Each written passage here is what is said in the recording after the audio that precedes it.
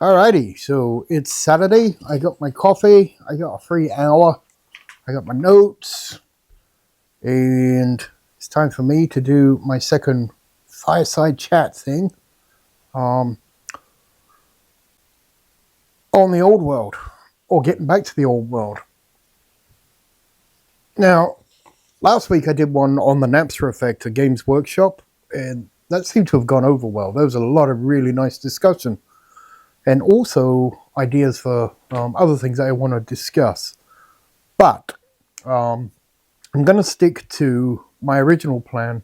I want to do the three legs of the stool of the hobby, which is basically collecting miniatures, painting miniatures, and scenery, and gaming. Those are the three things that happen in this hobby. And everybody, it's like a Venn diagram. People pull to one corner or another, usually. So this week, because it ties in with the Napster effect that I did last week, I'm going to do my thoughts and discussion on actually collecting the miniatures, because I think that's where we are, at least the people that buy the miniatures or print the miniatures. I think that's where a lot of it comes into the, when it gets into the button head phase in some places, as I've seen, and many of you may have. There's some strong feelings out there either way. So I thought I'd cover that in this one, and just ramble around that subject, because that's 1/3 of the hobby, I guess, or some people it's the 100% of the hobby. So let's get started on that. I got notes because I'm old. Okay, so really it started probably back in the 80s as far as the fantasy models go, for the Dungeons and Dragons game and the role-playing games. It was Dungeons and Dragons mostly. That's the first time I ever came into contact with them. And in my experience, it was mostly like the Grenadier, little stubby fat guys, 28mm. And then along came other ones, including Citadel. But I mean, Citadel was found. Games Workshop was founded in 1975. So, and then they grew into Citadel. But the big guys, really, I mean, the ones that got the license were like Grenadier. There was also Raoul Partha, if anybody remembers those. Those are they've been bought and sold and all kinds of stuff. And they're still around in name, at least. And I know they make miniatures because I looked. There was also one called Prince August, where you molded your own. So that was definitely my first idea of that. That's the first ever printing your own models, those Prince August ones, because I remember doing it, and those are fun. So I guess the point is, in the beginning there were lots of manufacturers that made lots of different types of minis. Games Workshop kind of, climbed to the top of that mountain, and the way they did that was, instead of selling a few minis for a D&D session, their idea of making Warhammer and then selling you crap tons of miniatures because it's mass combat fantasy, they climb to the top of that mountain. And then, so, that's how we got from there to here, which begs the question, if people become snobs, and I mean, they just do. So, they're like, well, that's not the correct miniature for this, that, or the other. But I mean, when did anything start becoming a correct miniature? Why are we being snobby about it? I get it. The miniatures got better. Games Workshop, another reason they climbed that mountain wasn't just their game. It's how good their miniatures were. So the Perry twins at the beginning, I mean, they were knocking it out of the ballpark, straight away, basically. The ideas, the lore behind the Games Workshop, and the way that the miniatures tied into the lore, and it was very clever in that they had hooks into real human history So we knew on at very least, a subconscious level. So everything was not totally foreign. The dwarves were typical medieval chainmail, big beards. Take a Viking and a medieval knight, slam them together.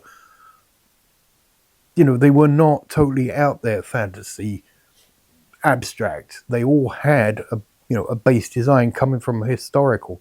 From a historical point of view, collecting things, I get it. It's fun.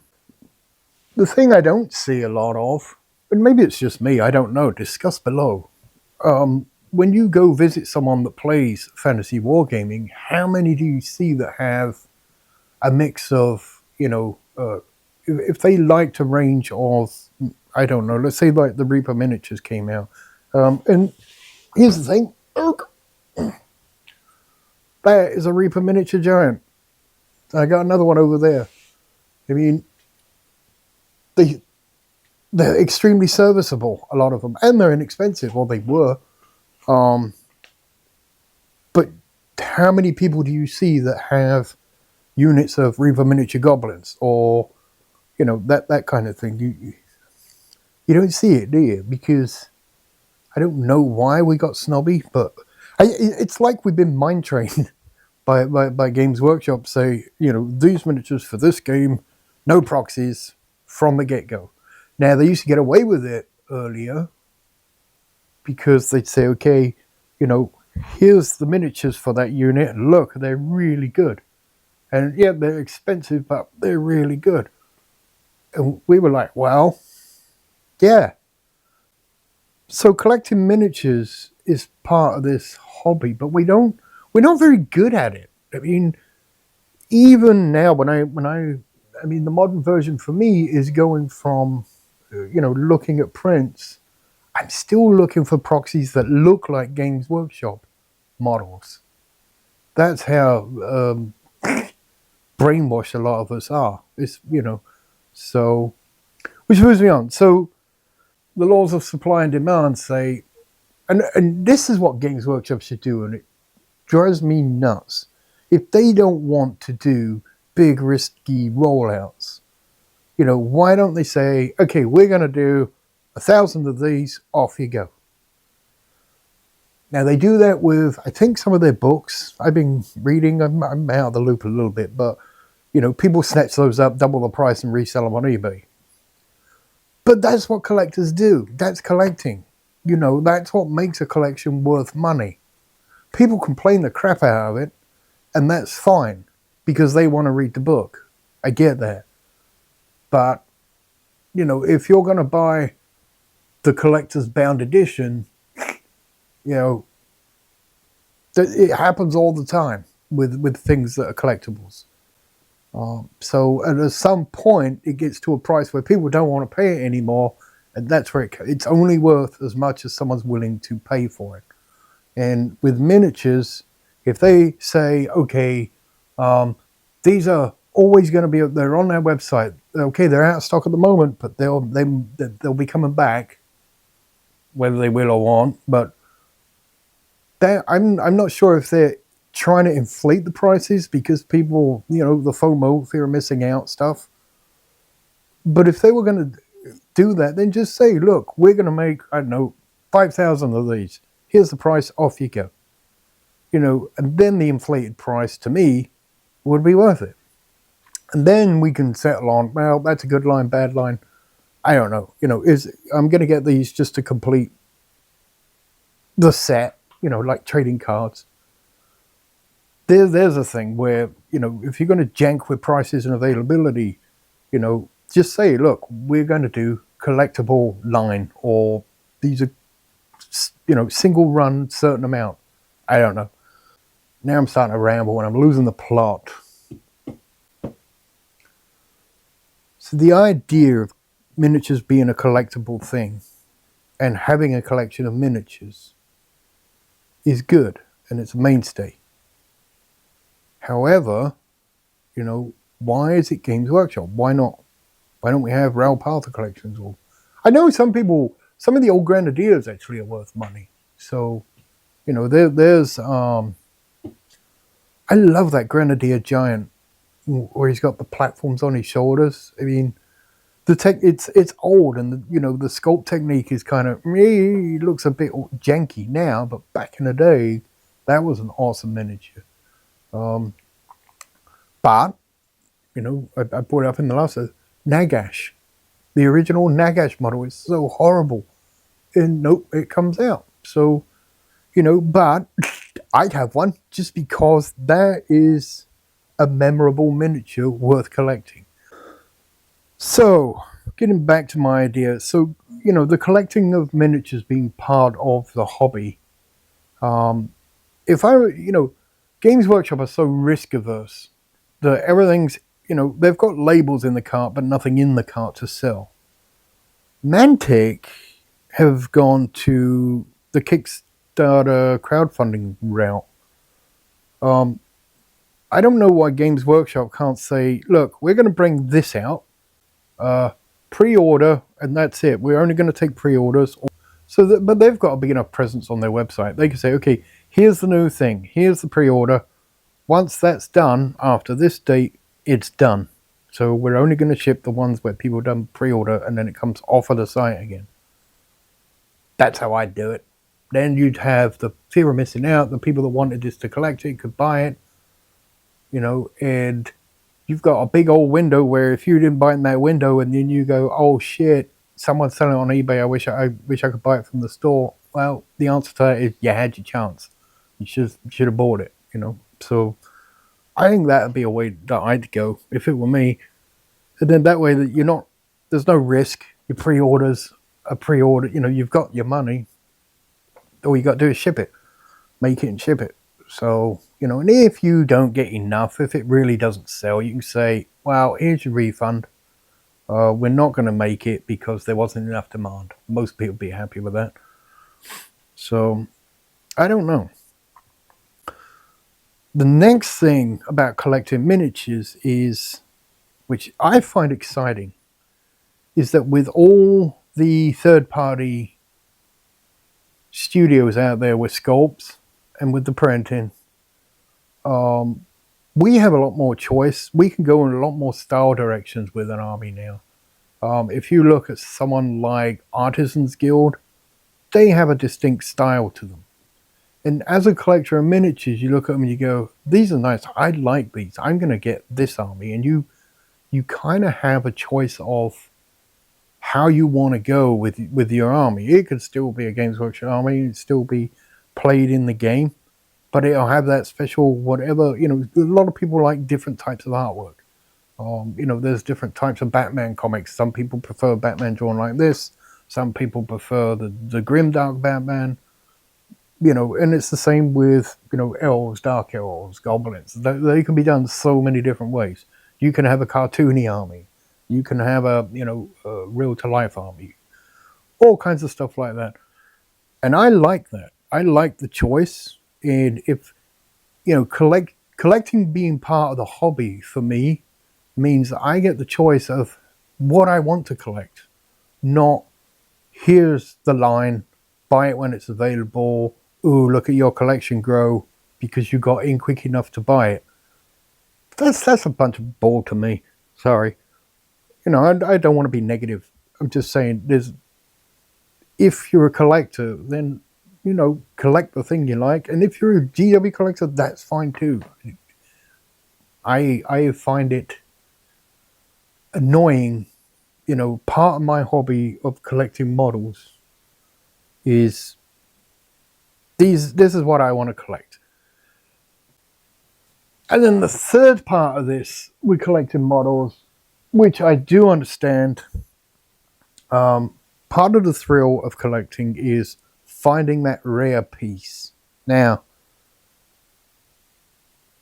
to be honest, you can still do that when you're collecting. For example, the Nagash. I could sit there or go to eBay. There isn't one. All right. And then keep looking. And whenever I find a Nagash, I got it. I can get it. I can pay what I think I want to pay for it. Hopefully I get it. That doesn't go away with having different studios or third-party miniatures. So you can still get that rare find and get that, that dopamine kick of saying, oh God, look at that. Or the Grenadier Giant. Which, that's the other thing. With miniatures, sorry. Oh, and another thing is that, Grenadier are making that giant again. I can go online and buy this giant, which I haven't, because as much as I like it, well, I might buy it actually. Anyway, a lot of these things that are collector's items now, the problem with miniatures is, as they've just done with the old world, they could pop along and say, hey, you know that thing that you spend a lot of money because there's not many of them out there in the world anymore? Hey, we just started manufacturing them again. Now, and not only that, but we've got the original date, for example, on the plastic skellies. We've still got the original date on the sprue, and if it's in the metal mold, if they did those, that would be there. So suddenly the value of the thing that you spent a lot of money because you thought there was only 10 of them left, now all of a sudden there's 10,000 of them left again. And, so that's a hard sell for me when they're rare, unless you're playing with the idea of, well, they probably won't make them again. But you never know, so I don't know. Anyway, that's my rambly ramble about the first leg of gaming is collecting miniatures. We spend more time collecting miniatures, I think, than we do playing. I know I do. And again, I like having more than one source for my miniatures because it's more fun. It's part of the hobby, collecting miniatures. If I've only got one page to look at and all I can see is out of stock on there, not so much fun.